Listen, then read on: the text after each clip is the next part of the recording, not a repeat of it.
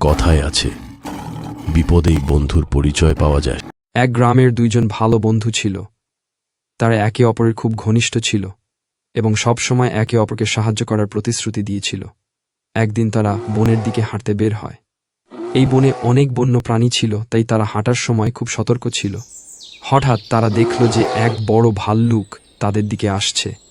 তারা দুজনেই খুব ভয় পেয়ে গেল এবং বুঝতে পারল না কি করবে। এক বন্ধু গাছে উঠতে জানত, তাই সে তাড়াতাড়ি গাছে উঠে গেল। কিন্তু অন্য বন্ধু গাছে উঠতে জানত না। সে জানত ভাল্লুক মৃত প্রাণী খায় না, তাই সে মাটিতে শুয়ে পড়ল এবং মৃতের মতো ভান করল। ভাল্লুকটি তার কাছে এলো, তাকে শুঁকল এবং ভাবল সে মারা গেছে। কিছুক্ষণ পর ভাল্লুকটি তাকে ছেড়ে চলে গেল। ভাল্লুক চলে যাওয়ার পর গাছে থাকা বন্ধু নেমে এসে জিজ্ঞেস করল, ভাল্লুক তোমার কানে কি বলল?